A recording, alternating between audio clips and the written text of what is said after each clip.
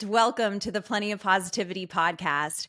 I am your host, Courtney Beck, and today we have a very special guest, Tariko Satterfield Sr.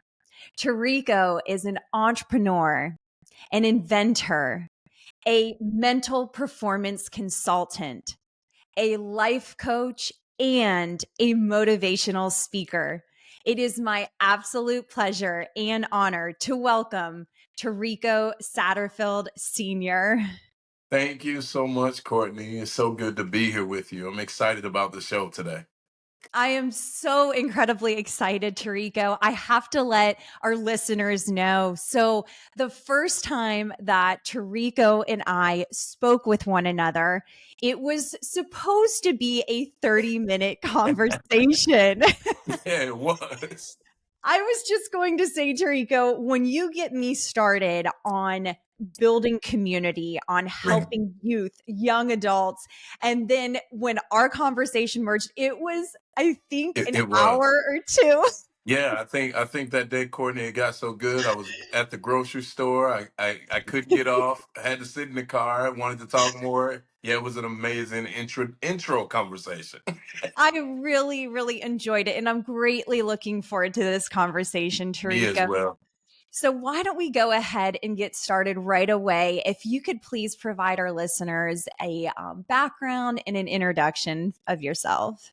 Absolutely. Hello to the Plenty of Positivity community. First of all, it's such a blessing and honor to be here with you guys. If you haven't watched Courtney's other episodes, I have. I do encourage you guys to go check them out first and foremost. And thank you, Courtney. Plenty of Positivity is what I got when we talked. Like soon as we had an intro. But let me tell you guys a little bit about myself. So I'm Tariko Satterfield Sr., like she said. I am a pastor. I'm a mental performance consultant. I have failed forward in my life. I actually like to say I am Karen Satterfield's baby, right? I'm Jimmy Stewart's baby.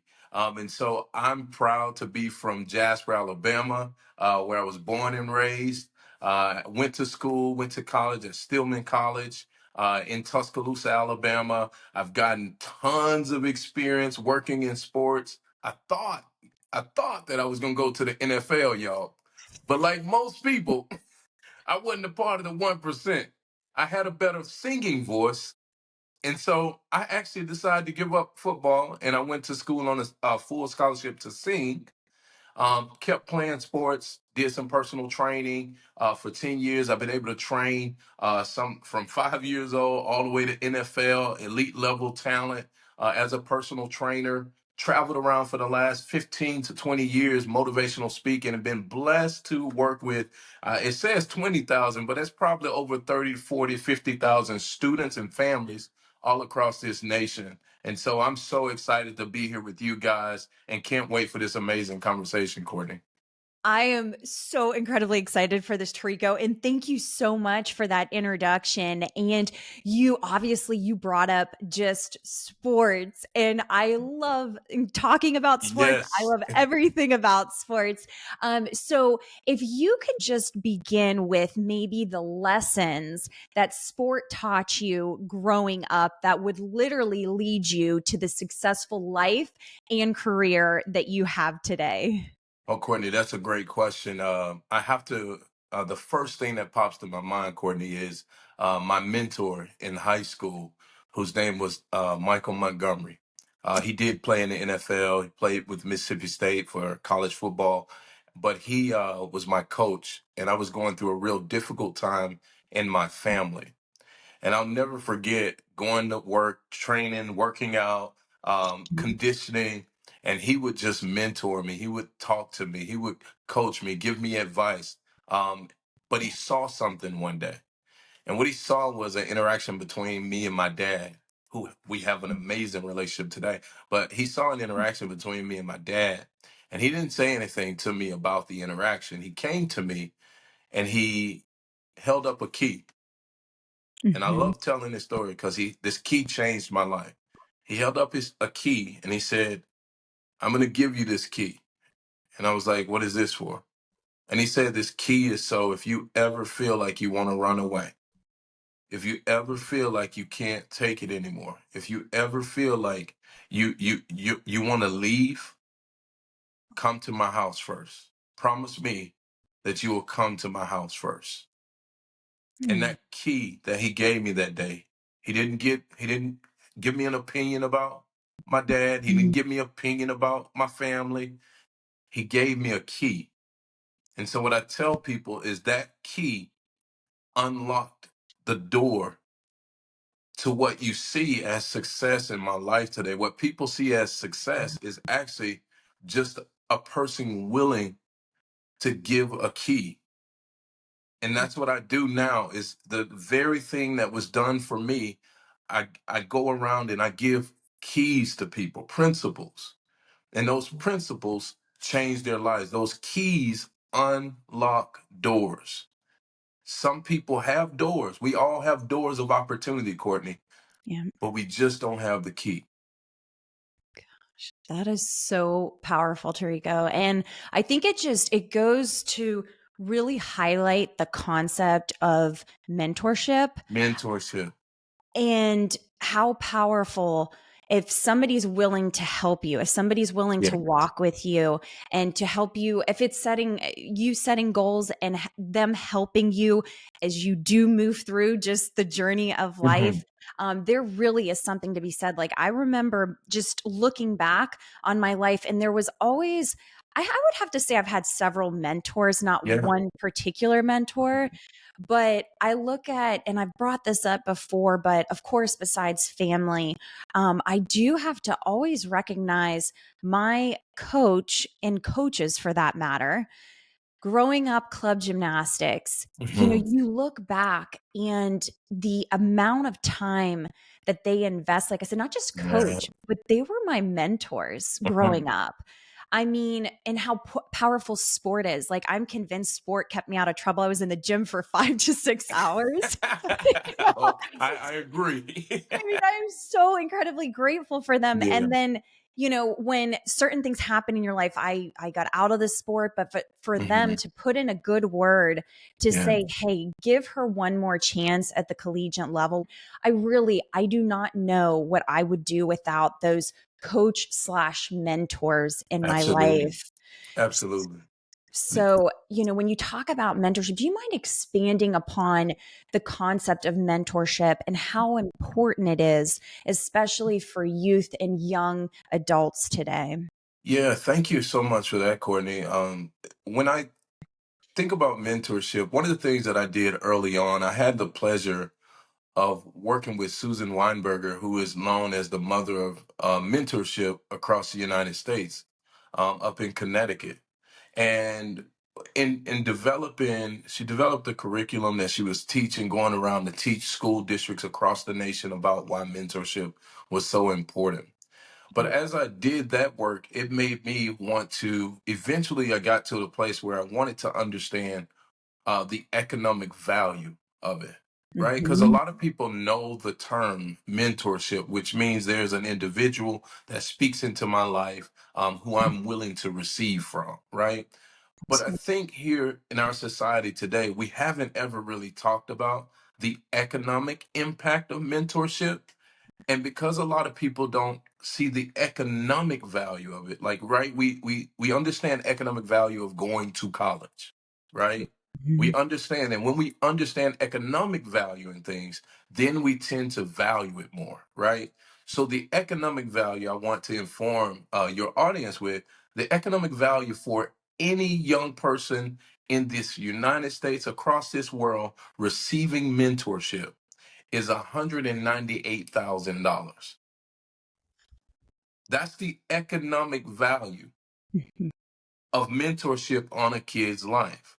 Now, when you reduce that down to, let's say, a kid raised in a single parent household, Yeah. then the economic value increases even more, because it's not just about not having a parent, because single parent household, what we understand it as, is somebody who's not married. But Mhm. single parent households exist within marriage context too, because people who are married who are never home then a person is without that parent. Watch this. It's not just without their presence, it's you're without the information. You're without the information because when you have two people in a household, then you get information from two people. So there's more information deposited into young people. So when young people don't have mentorship, they're lacking information. Information is the gateway to understanding. Understanding is the gateway to wisdom.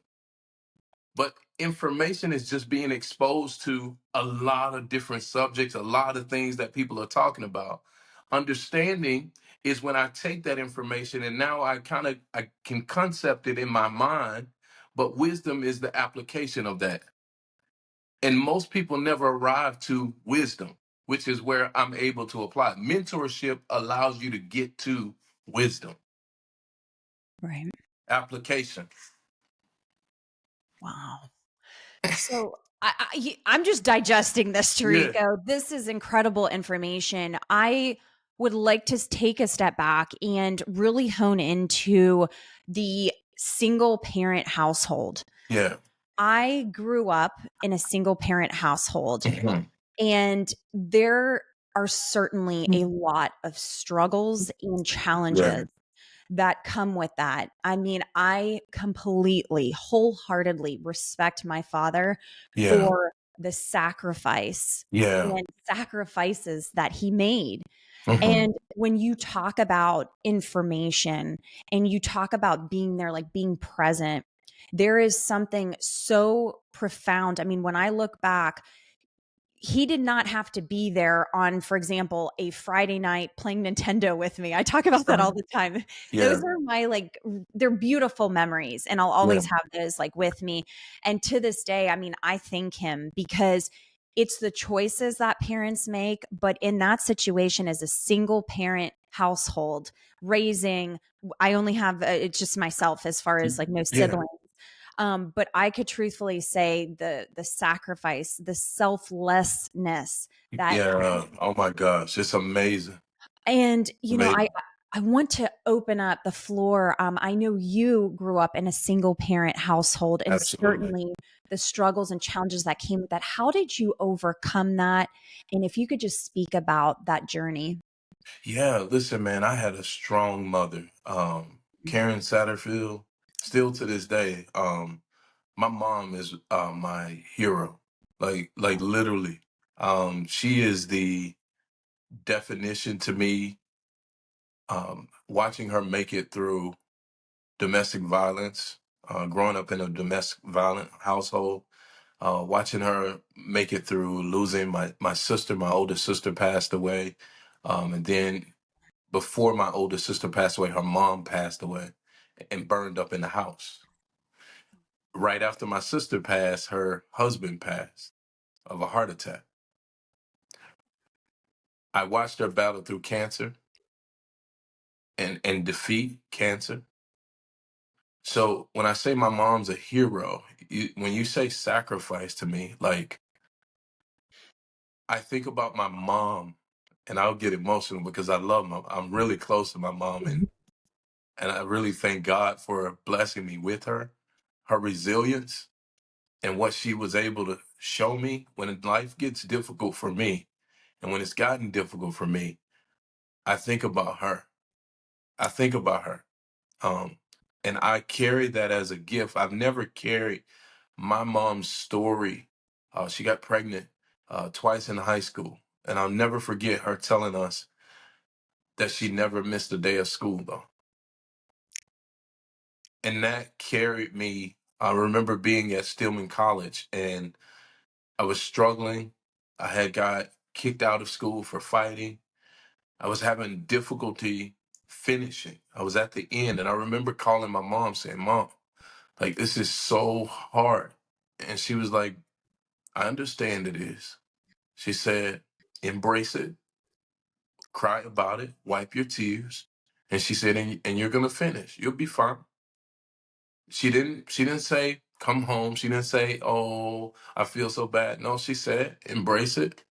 It's hard. Take your time. You keep going to see your professor. Keep keep writing the paper over and over again. Just keep going.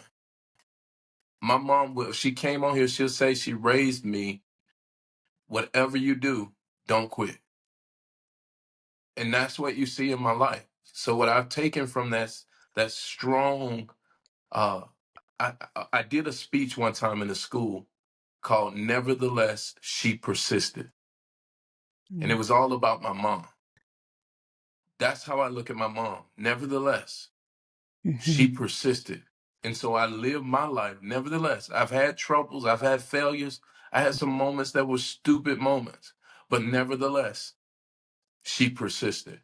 So I say that to anybody watching today, that nevertheless, yeah, you may have had some difficulty. Maybe things aren't going right. Maybe you're not happy with your life circumstance, situation. Nevertheless, persist on. Just continue to move forward. And I promise you, the brighter day comes because you walk till you hit the sun. I'm going to say it again. The brighter day comes because my mom, she kept walking until the sun would shine. And I love that about her, that she literally has shined the light on not just her struggles in her life. She talks about her cancer. I love hearing my mom tell a story about the cancer. And she went to the doctor and they told her, ma'am, we're gonna have to leave the port in. And she was like, no, no, you're not gonna leave the port in. And she was like, why, ma'am? He's like, just in case he said, just in case it comes back. And she's like, no, you must have forgot. I told you this doesn't belong to me. And so I've watched my mom walk in victory and she's practiced victory. So that's what I teach people. You don't need to avoid failure. My mom never, she didn't avoid failure. She failed forward. John Maxwell's book, she failed forward. And she raised us in church. She raised up us to have a relationship with God. And that has been the bedrock. And I'm so grateful to her because now I understand the resilient mind is a mind that's willing to humble itself, not submit itself to failure. Like I'm not going to submit myself to the title of, oh, you failed this class. Oh, you failed. You didn't make it to the NFL. You failed because you didn't get this job. You failed because you went through a divorce. You failed because life don't look like what you want it to. We get to wake up every day and press toward the mark of a higher calling. And what an exciting journey. What an adventure. What a positive perspective. Then I'm not going to get stuck in my struggle. I'll release myself to the possibility of sunlight shining one day. That is incredible. And it goes to show the positive impact that parents could truly have in a son or daughter's life. Hmm. I mean, just by hearing you speak so highly about your mother and the lessons that she taught you, leading by example. Hmm. And that concept, I always like to bring that concept up of the idea of failure. I never like to say Right. failure. Do you know what I Idea. mean? It's an idea. It is. It is completely an idea because I feel like, especially in the society that we live today, it's almost as if you can't make a mistake Yeah. because Yeah. everybody's going to know about it, right? Right. Right.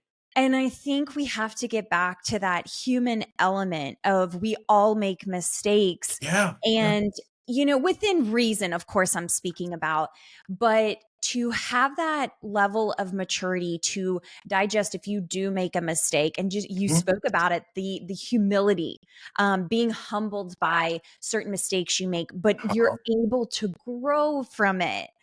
And you're right. I think that's such an important lesson that you point out, Tariko, is that failure never held you back. You rose No. even stronger. So Can I tell you something, Courtney? Like please, please. failure has a and I learned this from my failures. Mhm. That failure has the word lure at the end of it. Lure. And what people don't recognize is when you fail, there is a lure, right? At the end. And it literally is for you to make a decide which road you're going to go down. Will you go down the road that paralyzes you, or will you go down the road that builds you? And so still you're left with a choice. And we've seen it time and time again. How many stories have we seen globally about people who made mistakes early on in their lives? Do you know some of the people that we admire Yeah. have failed more than we would ever know? I love Michael Jordan's quote. He said, maybe I made you think that it was easy because you saw all the shots I made, but you didn't see all the shots I missed. Steph Curry, who we know today, Steph Curry has made only 30% of the three-point shots that he's taken, but he's not known for the millions that he's missed. He's known for the ones that he's made. So Mhm. failure has a lure to either get you down the road towards what you don't desire or what you can be. And you choose when you decide how you move from it. Failure doesn't choose. You have the power to choose. And so I encourage people, make the right choice with the power you've been given. You can't change the choice that you made, but you can decide on the next choice you'll make. So you got a gift from failure, right? It didn't work. Something was impacted. Somebody's life was hurt. Or my hands, I say this, Courtney, my Yeah. hands have hurt things. And Mhm. now my hands, every day, I get to make the choice. Once I got the wisdom, I get to make the choice to use these hands to heal everything that I come in contact with. That is so powerful because I think it's like I said, it's human. It's human to make mistakes. But I think what you brought up, we all have choices in life. Yeah. And that idea of when you do make a mistake to stop and to reflect. I always Yeah. personally, I don't see anything wrong with solitude. I actually enjoy time to myself to Me reflect too. upon life decisions, upon where I'm headed next. Where would I like to go if I could choose? Yeah, there you go. Do you see the joy that comes when we say, where do I want to go? Where is it that I want to go? Search, it's like of course I'm in charge, of course I'm not in charge, but it's that idea of you're right, like where could this lead, Yeah, but it is, I think it's so incredibly important that I certainly live by it, and it's humbling. I mean, when you do make a yeah, mistake sometimes you really do have to be honest with yourself and say, yeah, you know what, I did make a mistake, but I now have a choice. yeah. And I think in life, as long as we learn from that mistake, you Hmm. don't make it a second time. Hmm. We're all human. You move forward that way. Like I said, I always like to say stronger or more wiser. Hmm. And then those stories become inspiration for somebody else. That's right. And I love how you spoke about that, just the lure within Yeah, it's a failure. lure with it. It's a tapestry, man. We really have to understand that life is a canvas. It's a canvas, Courtney, and yes, you drop paint on your canvas sometimes on accident, but you wipe it off and then you learn how to paint white in the place where you dropped the spot at and let it dry. And all of a sudden the canvas looks clean again, right? And so we do this day in and day out when we clean up our houses, when we clean up, when we wash dishes, right? Your dishes get dirty, right? And that's with intention. And the next time you go wash it and you eat again on the same dish. True. You don't throw your nice dishes away, right? You wash them, clean them. That's our life. That is our life. I've learned that. You can try all you'd like. You can try all you like to be perfect, but the, Mhm. the best thing is to learn to allow yourself to be perfected, right? Ooh. Remove the pressure from being perfect and allowing yourself to be perfected means that I'm choosing to grow every day. Like I wake up every day choosing to move forward. And I'm believing that today, when I use this plate that I've washed and I cleaned, there's not gonna be dirty, right? Because if I see some spots on it, then what am I gonna do? I'm gonna take it right back over to the sink and be like, oh, I missed a spot on this. Let me wash this again. That's So what it's the dishwasher's for, right? right, right. Or this dishwasher not working. I need to get some more powerful. I need to switch my product, right? That is epic. Oh my gosh, that's epic. And oh my gosh, that was good, Rico. That was a good laugh. I love I it. I have to bring up because it certainly heads in this direction, but when we talk about athletes and you talk about being Yeah, perfected, not yeah, perfectionism, but when goals and dreams are not fully realized. yeah, So, for example, when I was younger, I wanted to become an Olympian. I yeah. never made obviously to The to be made Olympics. it to the Olympics, but I made it to where I could at least contend.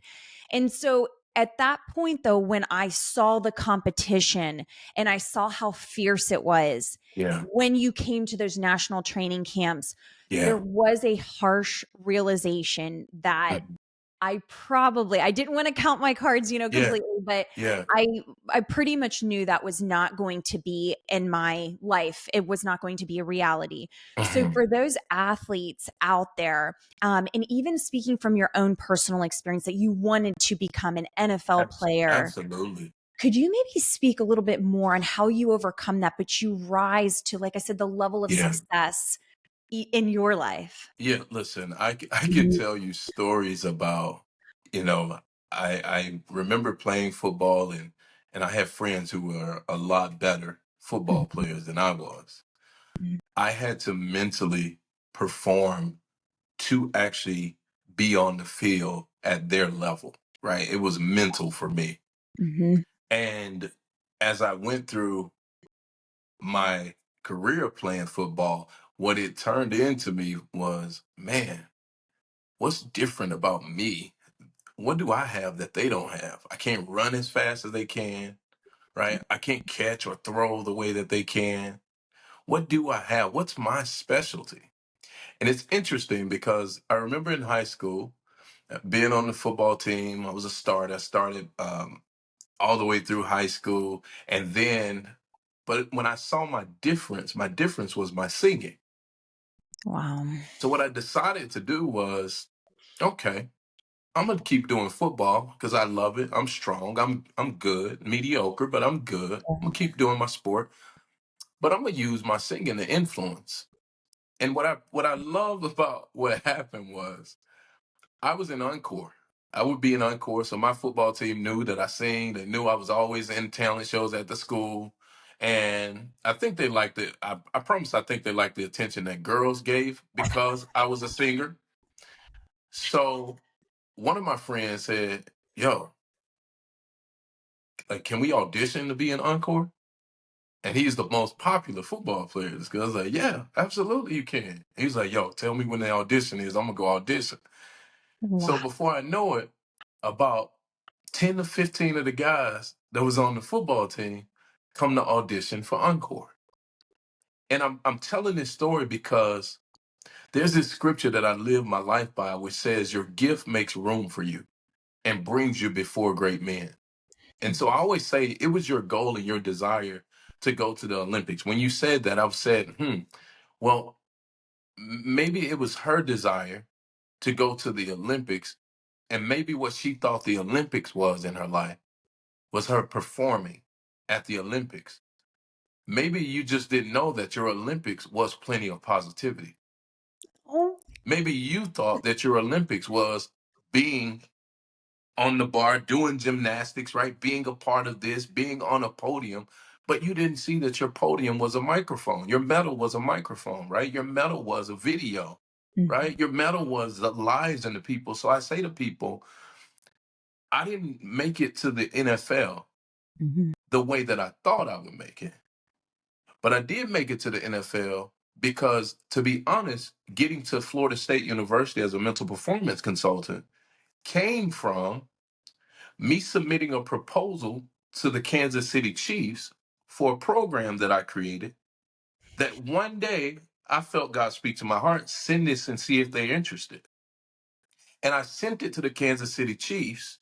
And they said to me, we'll be in touch with you soon, which triggered the thought for me that, hey, if this is good enough for NFL athletes, then let me get it into the college football players. Let me get it into high school football players. And so I made it to the NFL, but I didn't make it the way I thought. So when I say allow yourself to be perfected, we're being perfected because we're coming into a wisdom and understanding of who our being really is. And Courtney, I don't want you to count out the Olympics because you may end up at the Olympics with a podcast mic, right? You may end up at the Olympics holding a microphone. You may get your medal and your reward when you leave here because of the positivity that you had an impact on in the Olympics. So I'll say to people all the time, just wait because you're being perfected. That is an incredibly powerful message because it reminds me of it's almost the societal norms. So, like, for example, you get a PhD, you either go full time teaching Yeah. or you go full time research. And what's interesting, what I caught you saying is it's like the definition or the thought process that's automatically determined by Yes. us, by society. And if only we really we pay close attention to our inner, if it's your intuitive nature, if it's Yeah. what are you being like compelled to do, like that Yeah. direction, the definition to your very point could completely change. Like you said, the Olympics. Well, what is the What Olympics? is that to you? Right. Yes, What that is is that to you? a light bulb moment, Tariko. I mean, Yeah. that's truthfully profound because it alters your perspective to Mhm. look at things so incredibly different that it's not that I'm a failure because I did not meet that goal Mm-mm. way back Mm-mm. then, Mm-mm. but you open your mind to the possibility as you move forward of the new concept of the Olympics as I move forward. Listen, Courtney, it is so powerful. Once you get to um a place of understanding about yourself, Mhm. I knew that football was a gateway. It was a key. And Right. like you said, that key that it was for me was an opportunity to grow and develop character, to Yeah. grow and develop some principles that I would need in difficulty. Mhm. Think about that. A lot of us think that our training in athletics is about the performance on the field, but most athletes actually have learned and conditioned themselves to a level of performance that really takes them into and beyond even the field, Yeah. and they perform in life. One of my athletes has an Olympic rings on his arm, tattooed on his arm, and and he was talking to me about some struggles, and I Mhm. asked him. I said, "So, are you focused on the struggle?" And he said, "Yeah, I just can't get it out of my mind." And I said, "Now I see." I said, "So tell me, if you can't get it out your mind, what are you looking at when you perform?" And he said, "Oh." I said, "Look at your arm." I said, "You showed me your arm. You showed me your arm." And so he looked at his arm and I said, "What's on your arm?" And he said, "Yeah, yeah, one day." He's like, "Yep, that's the goal. That's the goal." And I said, "So tell me what just happened." I said, "In that moment, when you saw that on your arm, did you see struggle?" He said, "No." I said, "Or did you see a vision for your future?" He said, "That's where I'm going." And I said, "That's what you perform with." And I said, "It's not about that's where you're going. It's about luring yourself Mhm. towards what you desire and what you believe the best is for your circumstance or situation." And I said, "It's not actually about you getting there. It's what keeps you hungry enough so Mhm. that you will keep So moving forward." Moving forward is about hunger and thirst. You let somebody get hungry, Mm-hmm. right? Let somebody get hungry. All it takes is it to be the right scenario, right situation. I'm not that hungry for food when I'm full, True. but when I haven't eaten in a while, oh Nelly. There you go. Even when I do have food, I want that dessert coming next. No doubt. I Right. can be fully like filled, but that dessert better be there. That's right. And that's what I was gonna say. Courtney, it's a difference in something you don't like and something you do like.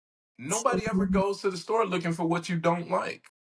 So true. You go looking for what you love. And there's a reason for that. You don't go to the refrigerator looking for things you don't want to eat. You don't. You go look and you move that to the side. So that's what we have to do with life. The things you don't like about your life, move it to the side. That's Find what you like. Find what you like. that is so true. Well, and it's altering your perspective, like Perspective, refocusing. Yeah. recalibrating.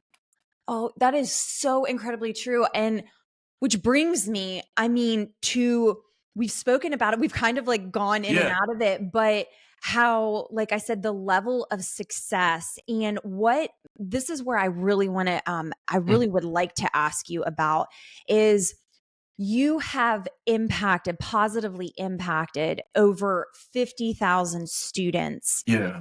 and you help them by understanding their purpose in Yeah. life, their vision, having that clarity, Yeah. and also providing them hope. So, my question is when it comes to youth, when it comes to young professionals, what made you go in that particular direction to really help those individuals? Uh, Straightforward because I needed help. Yeah. The truth of the matter is I began to recognize for myself, like you said, what were the places and spaces in my life after experiencing so many failures. um, I began to kind of reflect. You said talked about solitude. For me, solitude is my time with God, where I go and sit and I go and pray, and I ask Mhm. God, God, show me what I don't see, show me my heart, show me what I'm missing, show me where I've gotten off, show me what I'm not understanding. And as you get in that space of desiring, humbling yourself, right? The Mhm. humility, a lot of young people grow up and become what parents actually ask them to become. As parents, we ask them to be responsible. Sure. And so a lot of what you see teenagers trying to do is trying to do what their parents say, which is be responsible, but they're in negotiation with where at in their human self, right? Right. Parents, we have an expectation, young adults, same, we have an expectation for them to deliver certain things and results. But what I see with adults, young people, Maya Angelou said it best. When a person shows you who they are, believe them. Why is she saying that? Because when I'm showing you something, I'm actually telling you the skills I lack. And so when we see what young people, young adults show us, most of the time, we're just reactive to it. We're reactive to it. We haven't proactively taken a step back to go into solitude so that we actually have some understanding and how do we walk them not to where we want them to be. How do we help them take the next step, right? Um, Everything is built from its foundation up. When people don't have a proper foundation, then why are we shocked that things crumble? Why are we so shocked that people become such evil people? If their foundation was never mended, if their foundation was never healed, if their foundation was never dealt with and the world continued to ignore it, do you know if I tell people, think about you, me as a person, if I never had that key given to me, mhm. where would my life be? If I never had my resilient mom, if she decided not to be resilient, where would my life be? Those young adults that are out here trying to figure it out, and we see them on social media, they're trying to figure out, navigate, how do I use this tool that these adults have put in our life? Now, what do we do with it? But it's the same way we all experience when you get a car and drive it the first time. Mhm. What do I do with this thing? Oh, I drive it fast. I go see all my friends. I can do everything I want to do now, right? You don't think about the laws. You think about the laws to pass the test to do what you want, right? So true. And so it might take a bump into somebody's car. Be like, oh, okay, I need to pay attention to when I'm pulling in here, right? So- I need to slow down. All right, you can't fly through that light like that. You're gonna get hit, right? So you get wisdom. Once you get wisdom, then you grow. So that's what with young people, it's actually telling them, most young people, I meet them in their broken places, and I tell them I love them. And I tell them this thing that there's nothing that you have to do for my love. Mm. There's nothing you have to do. My children, there's Mhm. nothing that they have to do to receive my love. It is freely given. So whether you make mistakes or not, my love is always present with you. My love is always present. Now, Daddy, what is love? Well, let's talk about that. It's patience. Yeah. It's kindness. It keeps no record of wrongs done to it. It's not envious. Mm. It's not boastful. It's not jealous. It's never puffed up, right? Mm. So when you teach people what love is, love does conquer, though. Mhm.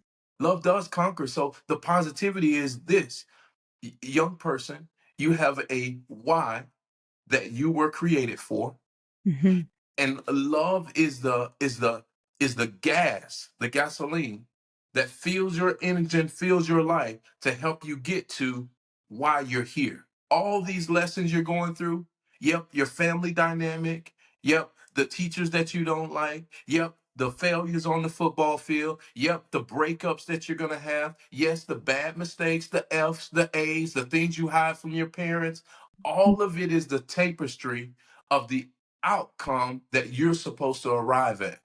It's called being on a potter's wheel.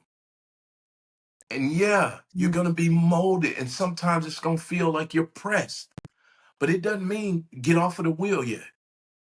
Stay on there until you're pressed into what it is that you're supposed to become. It's okay. Don't worry. Well, I should be further than I am right now. It's okay. It's okay. Guess what? As long as you stay on the potter's wheel, you will come out to be exactly where you're supposed to be. Whatever you do, just don't take yourself off the potter's wheel. Stay on there. Keep letting life mold you. Well, what about my friends? Look at them. Yeah, they had to go on a wheel too. But you got a special wheel. This is yours. And you're not Mhm. them. Yours, this what God is making you out to become, what he's making you into, nobody's ever seen it before. So that's why you feel lonely. It's not loneliness. You're not lonely. You're just Mhm. special. You're What special. You're consecrated. I love that because I think that's so true today. That message, I'm sure, will resonate, especially with young adults, but quite honestly, even adults, when you talk Yeah. about social comparison and arriving, so to speak, Mm-hmm. at whatever you're pursuing. Right. But we all, I mean, I could certainly speak from my own personal, like just experience, but Mm-hmm. when you start things, you naturally want something to happen, whether it's an award, Yeah. whether it's Yeah. some type, you know what I'm saying? Like to Mm-hmm. validate Yeah. what you're doing. And when that does not come, which of course, as we all know, instant gratification, Yeah. overnight Yeah. success is not true. But when it does not come and you see, like to your very point, which you were giving that example of, well, my friends are doing this and I'm not there yet. Yeah. I think that's so incredibly important to speak about. So when you talk about social comparison, Mhm. what are maybe some like tips or advice for those to be able to like hone back in and refocus on their own Yeah. special track? Well, I appreciate you for bringing that up, because what I encourage people to do is, before you became social, where you communicate with others, Sure. you had to learn words yourself. And when you learn words yourself, nobody was present but your parents or people around you, and you started off with the language gaga goo goo, all of us, Yeah. right? And eventually, Courtney, what happens is we gain our first word, mom, dad, whatever it is. Some people other words, but whatever that word is, and there's nothing to compare your words to but the environment that you're in, right? And so what I say to people is that we're all born from parents, and when we're born, we enter the world, and it more than is comparison, is selection. Oh. So a lot of people focus on comparing myself to someone. I'm the best version of Tariko Satterfield Sr. that exists in this planet, right? So I don't have to compare myself. There's a lot of amazing speakers across this world. Mhm. Now, I get to select those individuals that I want to glean from and draw from. And Mhm. so instead of comparing yourself socially, select for yourself what is going to give you the best version of you. So there's nothing wrong with selection. Everybody lives a life of selection. Everybody lives a life of selection. You don't believe me? You get up and you go and you select your toothbrush every day. I hope you do, right? You get up every day and you select which towel you're going to use. You select. Our life is filled with selection. So I don't have to compare it.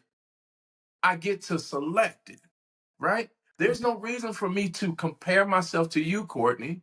No, I get to meet Courtney, and I love her positivity. Oh. So I get to literally select that and say, I want to learn how to do that.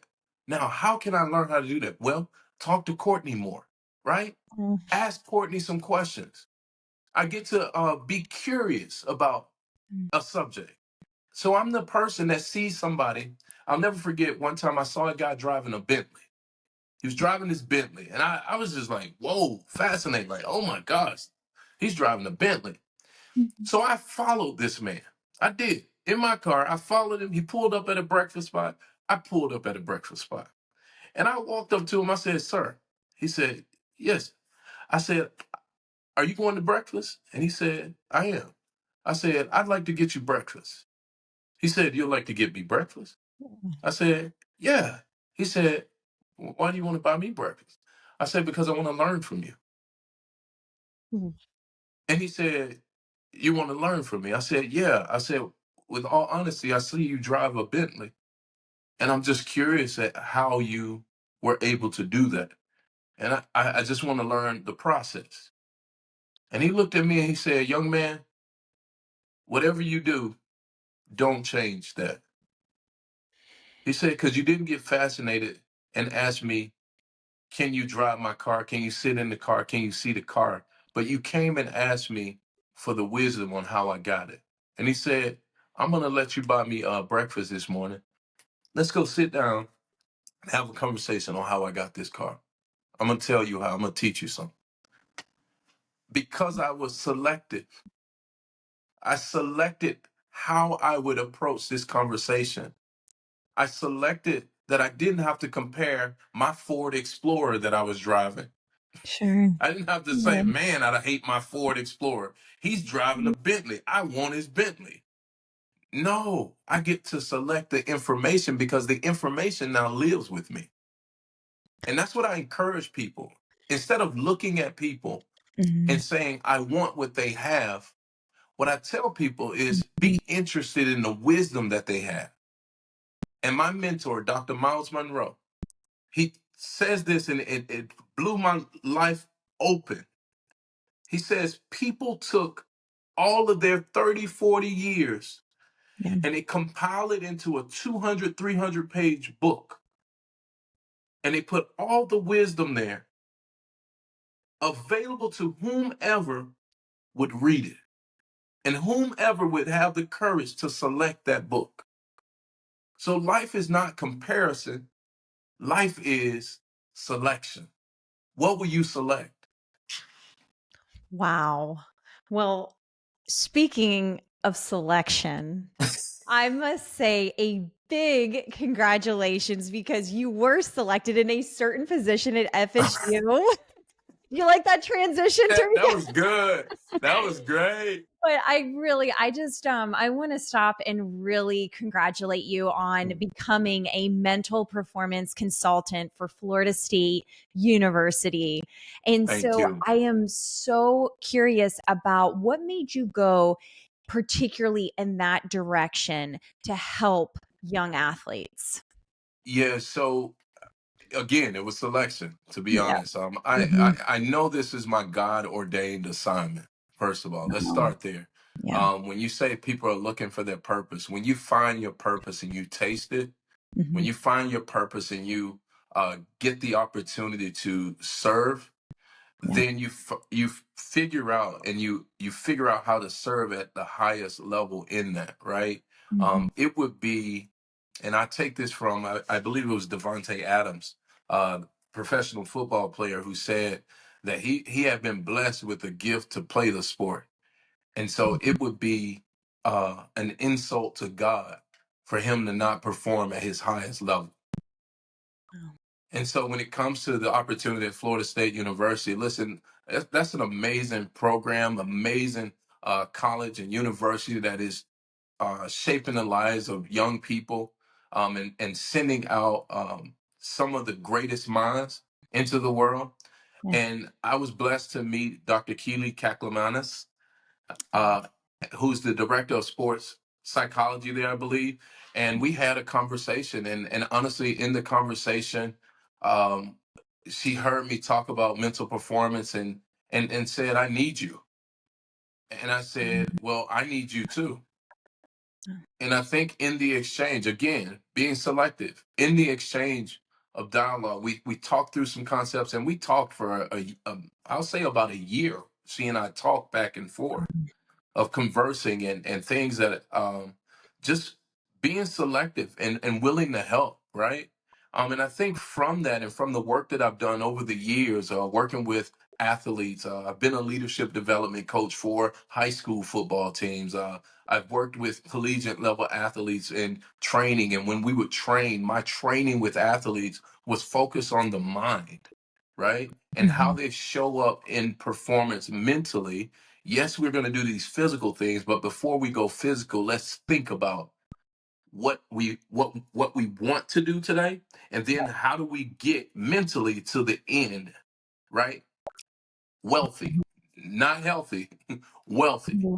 right? Because if we get to the wealth of what you do, then you burst into life, right? And that's the goal, is to live into that place where I'm able to perform at its optimum. So Florida State and Dr. Keeley afforded me an amazing opportunity to show up, and I provide telehealth services for athletes there at Florida State. I think it's something like 600 athletes there. So all 600 athletes can book sessions with me whenever they want, whenever they like. So Florida State, I'm Wow. happy to be a part of this amazing college institution. And going into this year, it's going to be a little tough for me because the first game is against Alabama. Oh, there you go. There you The go. first, There you I'm go. I'm a little torn, Courtney. I'm not gonna lie. I'm a little torn. Well, I have to say that I have something in common in a different context though. So I graduated from University of Florida. Oh, So of course Gators, and here I am. I got 2 degrees though from Florida State. So talk about, I would have to say arguably one of yeah. the largest rivalries in collegiate history. It's so funny because there's so many times when people will ask me, especially, of course, the game that always falls, when they're for football, of course, Yeah. but in November, whatnot. But it's that idea of, well, Courtney, who are you going to cheer for? I said, I know this sounds crazy. I'm very unique in this sense, but I'm going to cheer for both. They both Right. gave me so much. Right. Right. I told a Yeah. lot of my friends asked me that, Corey. They said, yeah, um, what are you gonna do? And I said, what do you mean I'm gonna do? I'm gonna go to the game. And they said, yeah, but what are you gonna wear? Well, and it goes to show how passionate and how collegiate Yeah, football, or even just collegiate teams in general, how that's they right. pull people together, all different Absolutely. types of backgrounds, cultural backgrounds, everything. And I think that is what's so important to always remember about the uniqueness of sport and Yeah, how come on. powerful sport is. Think about that, Courtney. Mhm. It's this word that I love, community, Yes. which really means common unity, Hmm. right? And so we have an opportunity with sport to see, right? How do we walk unified with something? Hmm. How do we walk together with people? Now we know in our sport, people come from all kinds of backgrounds, places, experiences, but there's nothing like coming together with all of those individuals and having a common goal. I remember in high school, we had the first undefeated season at my high school, like since like 1954, something like that. Uh, but I remember I was talking to my wife about this the other day. I remember the mindset was being in that locker room, being at practices, how we were in school, in the classroom, Yes. how we showed up differently as a unit, this 100-person team, how we all showed up and committed ourselves a certain way to get up early, to make sure that we were giving our all, make sure we were giving the attention to detail at practices, make sure that we weren't allowing our mentality to go beyond ourselves because we were 6-0, 7-0, 8-0. We would say, no, 24 hours, that's it. Now we're 0-0 today, right? So which means that you got to stay hungry for the preparation. You got to stay in the preparation place. You got to stay in the place where you're being polished and you're being sharpened, because in that space, in that place is development for you. And that's what sport brings us. It gives us the opportunity to say, hey, yeah, you can develop. I know where you are, right? So if you're sitting in a place of doubt, disbelief, I Mhm. want you to know something. So was I. So was I this morning. But guess Mhm. what? I made a decision, right? What is the decision? Mm. I made a decision that I want to take the next step. So I want to show you what I did, right? And then you can practice taking the next step. What do we do in sport? We practice, right? And how you practice is how you perform. So Mhm. if you practice with a low bar, you're probably going to perform with a low bar. But when you practice with your whole heart, wanting to understand the concepts, wanting to go out and do your job, Nick Saban, my God, do your job, right? The standard is there. And look at Bobby Bowden. Look at Jimbo Fisher. Look at what Mike Norvell did, right? Mhm. So when you set those standards in place and you give people the community, the common unity, the skills, the tools, then you see them accelerate in ways that you could never explain. That is so true. And I think it really does. It really magnifies the power that sport has when it comes to teaching life Yes. lessons. I can't even describe to you how many lessons that I learned in sport, particularly the sport of gymnastics. Mhm. When you talk about humility, I mean, literally falling flat on your stomach, Oh talk my gosh. Oh having to my gosh. pick yourself back up. And Lifting it, yourself on those bars. I don't know oh, how y'all did it, Corey. Tariko, I'm going to tell you right now, that was the weakness. Bars was my weakness, no doubt. Listen, um, but controlling yourself on the floor, all those things that you guys do as gymnastics, is still like that's why the world is blown away by it. Like, how do they do them flips and not fall out? Right? What's going on? It's so interesting. I remember I was like 5 or 6, and it got to the point where you have to choose one sport or the other because it was getting, of course, just more serious. And Hmm. I chose gymnastics for that very reason that there was 4 different events, but in my head, that was like 4 different sports I got to Yeah. play. If you Yeah, know yeah, what I yeah, mean? yeah. I like that. And so it really was like it was that idea that you're striving, you're chasing Yeah. excellence, but you'll never achieve that perfection, that 10.0, so to speak. Yeah. Yeah. Um, but it was, I think, that's what I was able to translate into even career, professional career, That's is right. that you strive to do your best in whatever field you're in, whatever area of study you're in. And I think every day striving for that excellence, it takes you to that next level. It's Absolutely. going to take time. I mean, you don't become an international elite gymnast overnight. And it's That's right. just the same in career. You don't become a CEO overnight, for That's example, a right. little more That's extreme right. example. That's right.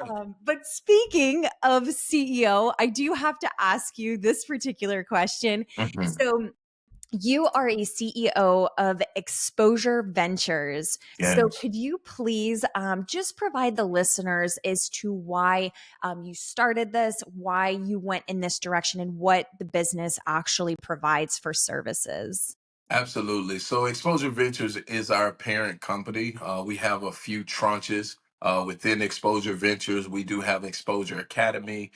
We have Exposure Sports. And I do business under 5 tranches, which is business, arts, sports, education, and speaking.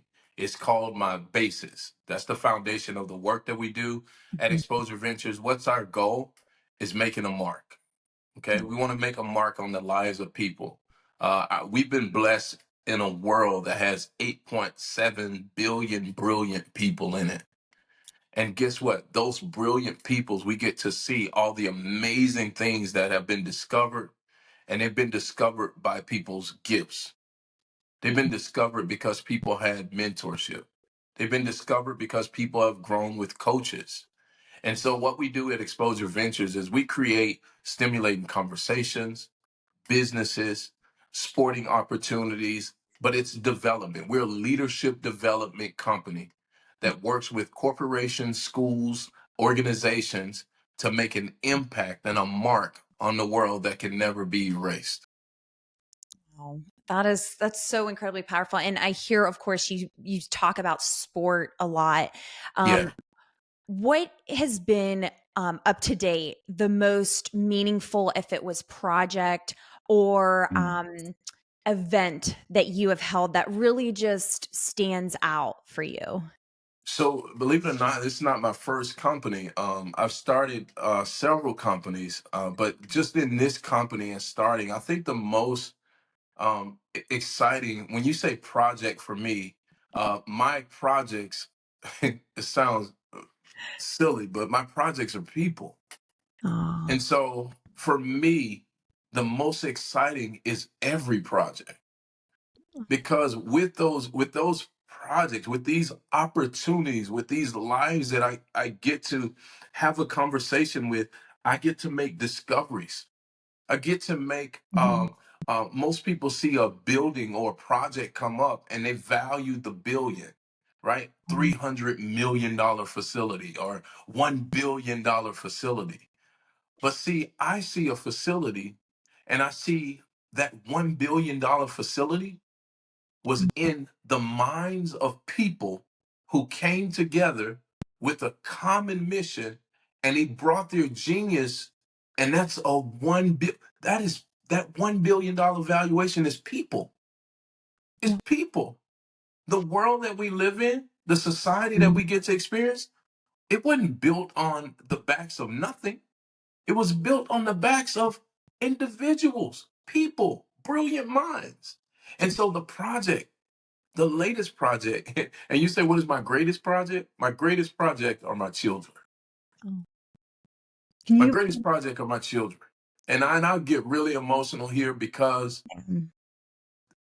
they've had difficulty and hardship, Mhm. but the beauty that I see in them, and I want my children, to hear their dad say this, Tariko Jr., Dawson, Winter. Heaven, Jay, Gabby, Paul, and D, all 8 of our children. I want them to hear the greatest project for me is being able to pour this positivity in this life. I told them the greatest gift I can give you is a relationship with God, because that relationship, although people challenge it, it's a relationship that you get to individually have, and you get to hold, and you get to grow in it, you get to mature in it, you get to talk about it, you get to understand it, you get to positively enjoy it on your own. And so the people that we get to embrace and encounter, that's the gift of life. Do you understand how valuable breath is? We understand it when the people we love take their last breath. Yeah. And so the value for me, the biggest project for me is the life that I get on the other. It's right now. It's the moment. It's the moment. This is a project, right? Because I get to now encounter your greatness, positivity. For the last hour, I've been able to be with somebody who has plenty of positivity, right? And that plenty of positivity now is living in my office. I'm in my office right now. I get to work today in plenty of positivity. I love So, it. and I mean that not flippantly, Courtney. We Yeah. always look for things, and we always want to impress, but I'm impressed by Mm-hmm. who people are. I'm impressed by what's in people's hearts. I'm Mm-hmm. impressed when I see Courtney do something that's been on her heart. When I see Courtney at the Olympics, you know what I'm saying? When I see Courtney at the Olympics, I, I'll be like, There I you go. told her she was going. I am never going to forget that.